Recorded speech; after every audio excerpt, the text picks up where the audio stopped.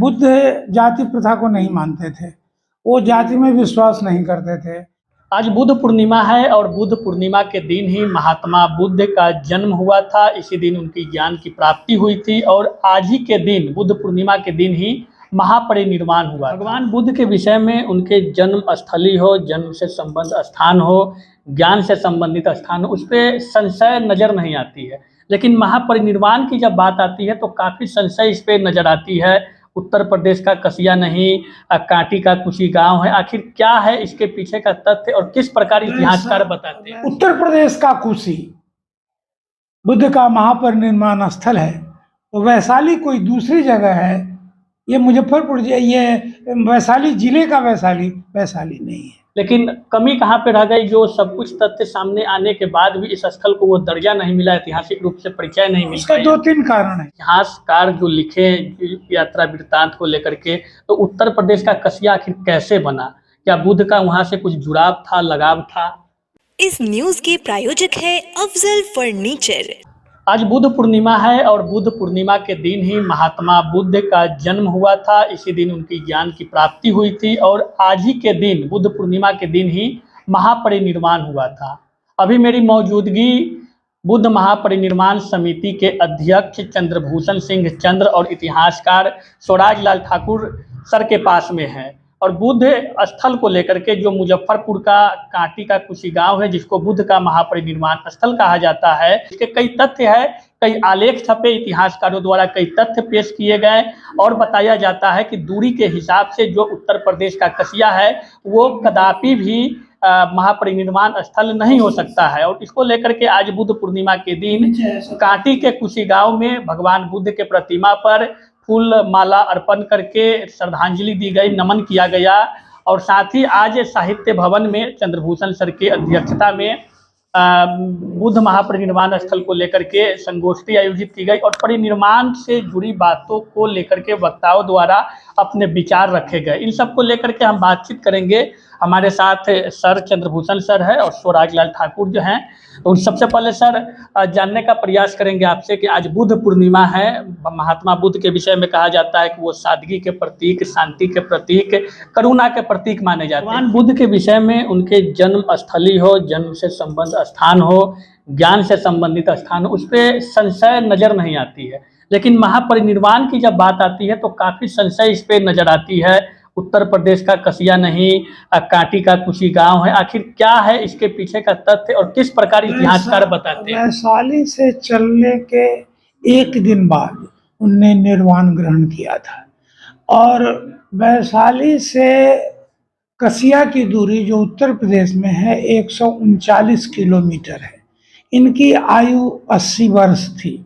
तब चलने के साधन ट्रेन, बस, मोटर ये कुछ नहीं था, पैदल चलते थे।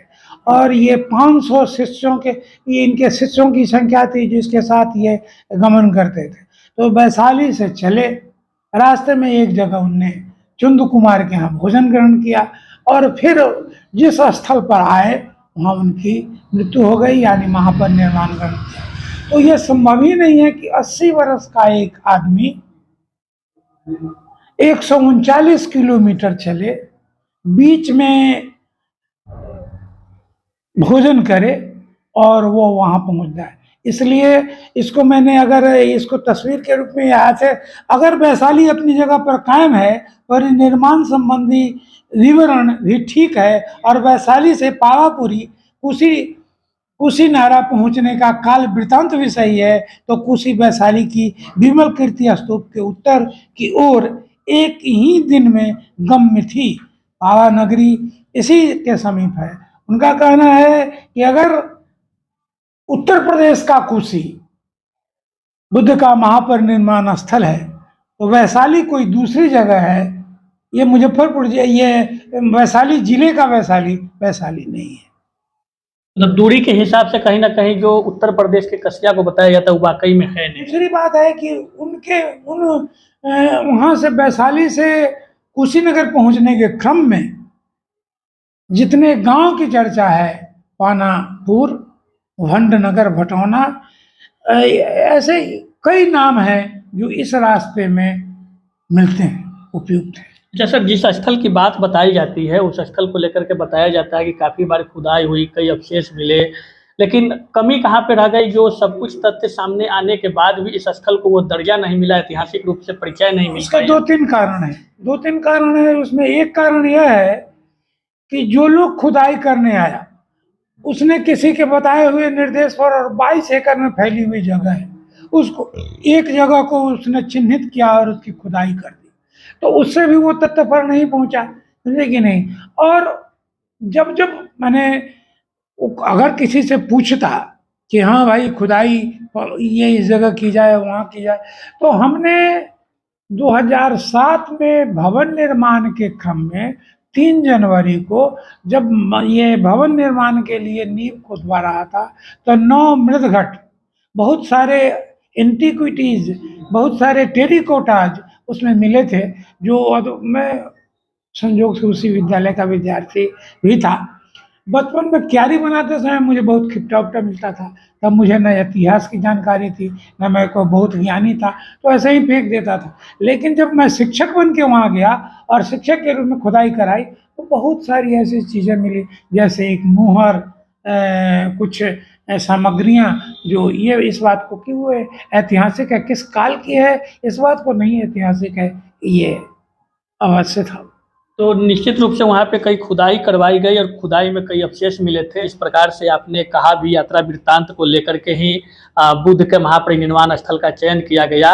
लेकिन सवाल यह है कि उत्तर प्रदेश का जो कसिया, जिसको नहीं बताया जाता है कि वो महापरिनिर्वाण है, लेकिन ऐतिहासिक रूप से दर्जा उन्हीं को मिला, तो किस रूप में इसको देखते हैं जो इतिहासकार जो लिखे यात्रा वृत्तांत को लेकर के, तो उत्तर प्रदेश का कसिया आखिर कैसे बना? क्या बुद्ध का वहाँ से कुछ जुड़ाव था, लगाव था? जिस समय महात्मा बुद्ध का महापरिनिर्वाण स्थल कुशी में घोषित किया गया, ठीक ठीक, उस समय यहाँ पर इतिहासकारों में अंग्रेज अवश्य इतिहासकार जो पुरातत्ववेता के एलेक्जेंडर अध्यक्ष थे, उन्हीं की अध्यक्षता में वह खोज की गई थी। और उस समय जो इतिहासकार थे उसके साथ थे, वो पूर्ण सहमत नहीं हुए, लेकिन कसिया में महात्मा बुद्ध की सोई मूर्ति मिली, इसलिए उन्होंने इसको घोषित किया कि यही कसिया कुशी है जहाँ महात्मा बुद्ध का महापरिनिर्वाण स्थल है। वास्तविकता इससे अलग है, क्योंकि उस समय जो पुरातत्ववेता विभाग भी एक्टिव नहीं हुआ, और दूसरी बात की कोई इतिहासकार ऐसा नहीं थे जो सब बताते कि वह कुशी नहीं, मुजफ्फरपुर जिला का कुशी ही कुशी महात्मा बुद्ध का महापरिनिर्वाण स्थल है, ऐसा नहीं था। दूसरी बात यह कि जब खुदाई हुई थी उस समय अंग्रेजी व्यवस्था थी, और उस समय बहुत कम इतिहासकार थे, बहुत जागरूक कम थे। हमारे यहाँ के लोग भी उस समय इतनी बात नहीं जानते थे। जब वहाँ खुदाई के बाद ये स्मिथ साहब उस समय के प्रसिद्ध इतिहासकार थे, और उन लोगों ने कहा कि नहीं, इसमें संभावना है, ये पूर्ण रूप से नहीं जा सकता कि पूरा ये जो कह रहे हैं वो सही है। इसके बाद हमारे जो विद्वान डॉक्टर ये सुदेव बाबू थे, उनको ये जानकारी मिली और पेपर में पढ़े, ये अखबार में भी बातें आई और पत्रिका में बातें आई। उसका अध्ययन किया गया, पाली भाषा में है, और अध्ययन के बाद पता चला कि वास्तव में वो कसिया कुशी नहीं बल्कि मुजफ्फरपुर जिला का कुशी है, और तब से हम इस पर कुछ कर रहे हैं। लेकिन तब तक वो बातें आगे बढ़ गई थी और इसे काफ़ी दिन बढ़ गया था, जिस कारण से आज तक अधूरा रह गया। आज तक कसिया कुशी घोषित हो गया, लेकिन कुशी मुजफ्फरपुर जिला का कुशी घोषित नहीं। यात्रा वृत्तांत के आधार पर जो दो तीन बातें सामने आती हैं। पहली बात आती है कि वैशाली से महात्मा बुद्ध चले थे और एक दिन में वो जितनी दूरी तय कर पाए उसके बाद विश्राम किए, और वहाँ उन्होंने उचित स्थान बुझा कुशीनगर, वहाँ पर ये अपना देह त्याग किए।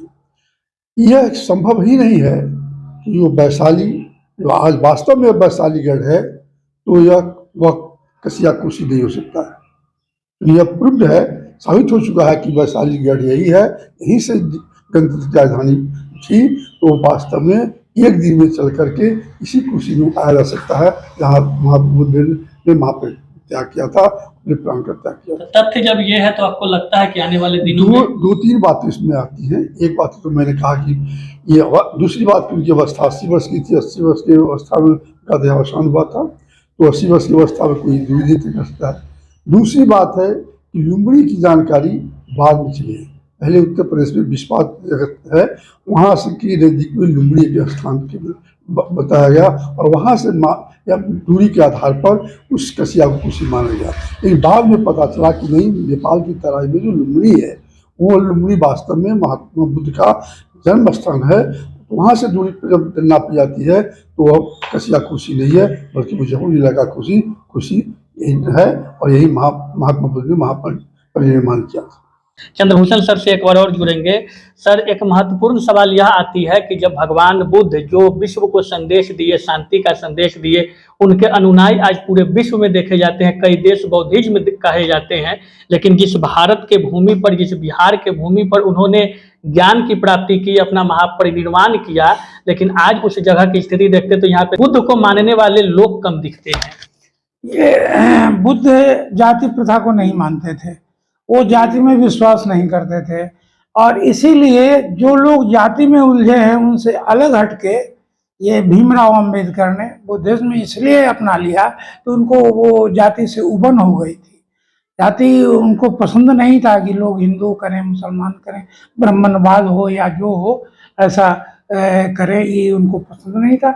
इसलिए उनने बुद्ध तो अपने यहाँ जाति प्रथा या जातिवाद इतना कुछ फैल गया है कि बुद्ध पहुंच ही नहीं पा रहे हैं, और चंद पहुंच भी पा रहे हैं तो चंद लोगों तक ही पहुंच रहे हैं। जी, क्या कहेंगे इस पे, आप क्या सोचते हैं? ये भारत में महात्मा बुद्ध है, अपने देश प्रचार किया, हिंसा का प्रचार किया। उस समय यहाँ पर भारत में सनातन धर्म था। सनातन धर्म बहुत प्राचीन धर्म और बौद्ध धर्म दूसरा धर्म है। सनातन धर्म जो तकियानुशी थी, उस तकियानुशी के विरुद्ध उन्होंने आवाज उठाई थी। सच्चाई यही है, इतिहास यही बताता है, और उसने सत्य और अहिंसा का मार्ग अपनाया। ये जो धन वैभव का जो स्पर्श दिखाया जाता है, उस पर विश्वास नहीं करते थे। वो शांति है ना, और व्यक्तित्व पर विकास करते थे। उनका उद्देश्य था शांति कायम करना, व्यक्तित्व का विकास होना, न कि दिखावा होना।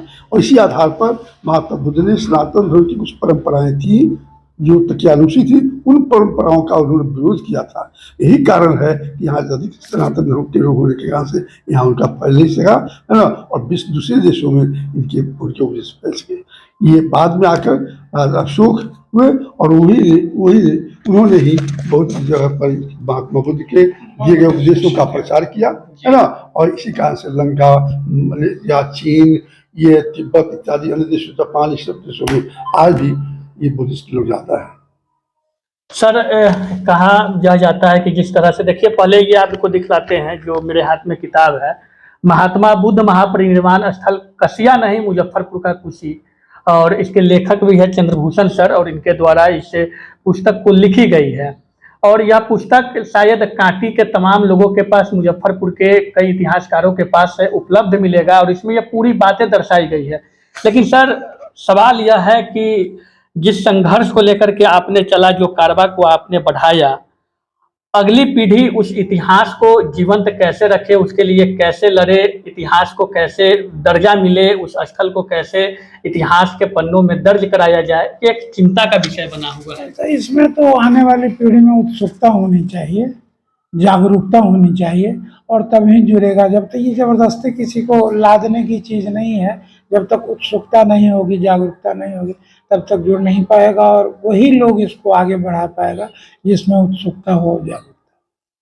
चलिए, तो हमारे साथ चंद्रभूषण सर, स्वराज लाल सर थे। परिनिर्वाण के विषय में चर्चा हुई, और कांटी के कुशी का गांव जो है, उसमें महात्मा बुद्ध का महापरिनिर्वाण स्थल कई ऐतिहासिक तथ्यों के द्वारा दर्शाया गया है, उसको बताया जाता है। लेकिन उपेक्षा का शिकार आज भी यह भूमि बनी हुई है। वैशाली का यह अंग, वैशाली में आने वाला, गणतंत्र को जन्म देने वाला वैशाली की धरती, जो काफी मायनों में इतिहास के पन्नों में दर्ज है, और उस कांटी को आज तक उन इतिहास से वंचित रखा गया। तो कहीं ना कहीं इसमें जो उपेक्षा का शिकार करने में जो लोग है उनमें राजनेताओं का भी हम योगदान कह सकते हैं कि आखिर उनके अनदेखी के कारण भी हमारा जो यह स्थल है वो न बौद्ध सर्किट से जुड़ पाया, न ऐतिहासिक रूप से इसे वो पहचान मिली जिसका वो हकदार है। लेकिन संघर्ष लगातार जारी है। अब अगली पीढ़ियों की जिम्मेवारी है, हमारी आपकी जिम्मेवारी है कि इस स्थल को ऐतिहासिक रूप से पटल पे लाने के लिए, इतिहास के पन्नों में दर्ज कराने के लिए हम आप कितनी मेहनत करते हैं इस दिशा में, वो अगली पीढ़ी पे निर्भर करता है। हमारी आपकी कंधों पे वो जिम्मेवारियां है। तो निश्चित रूप से हम भी आप लोगों से, दर्शकों से आग्रह करेंगे कि अपने विरासत को बचाने के लिए निश्चित रूप से आगे आइए और कांटी का जो ऐतिहासिक धरोहर है, कांटी का जो कुशी गांव है जिसे महात्मा बुद्ध का महापरिनिर्वाण स्थल बताया जाता है, उसके लिए जो संघर्ष की जा रही है उस संघर्ष में हम आप योगदान दें और यही हमारी जीत होगी।